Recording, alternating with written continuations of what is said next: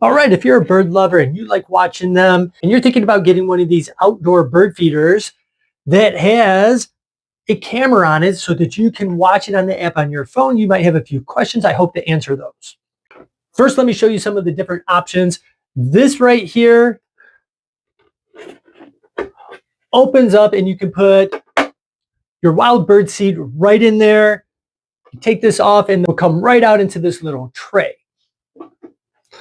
Some of the other options that you have is you can put one of those little birdseed balls right in here. This just screws on. If you want to take one of these off, you can easily take this off. I believe this one here is for hummingbirds you can put in there.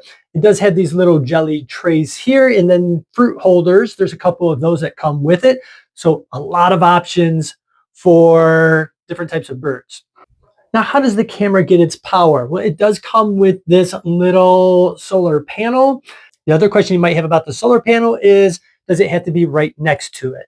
As you can see, it comes with plenty of cord, so it doesn't have to be right next to it. It can generate the power. If you want this underneath a tree, something like that, this can be put out to where it can gather the sunlight.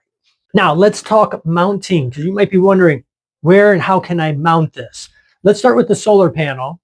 This is a mounting that you have, and you see it has 3 screw holes, and then you're just going to take this and it screws right into the back of this, and you can mount this onto a tree, onto a pole, onto the wall, a fence, anything like that.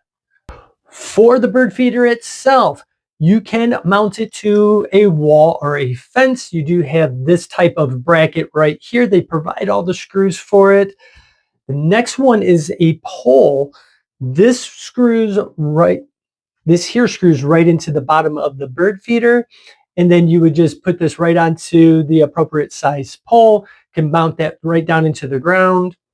And the third one is it comes with a strap like this that you can mount it around a tree or a fence or anything along that line. Now, how do you actually get to view the footage? Well, there's an app that it comes with and you download it right to your phone. I'm going to show you that now. All right, this here is how the app looks. I'm going to show you some of the different features it has.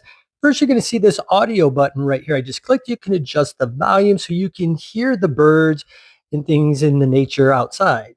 You also can talk, so you can mute it or unmute it so that you can say something if you wanted to scare off like a squirrel or something like that. Right above the audio button, you're going to see a little camera. If you click that, it's going to take a snapshot of it. And if you click the record button, you can do a live recording of what you're viewing. Next, you're going to see the 4 icons on the bottom here. The first one I want to show you is the alarm. So if you have like a squirrel or something like that, it can set an alarm to scare them off. Now you're going to see this white light. You can use that, click that on and off. The next thing I'm going to show you is the history, and it does all the different pictures or videos that you have saved. All right, here I'm going to show you some of the different snapshots that it took of some birds that landed on here. Very nice view with the camera.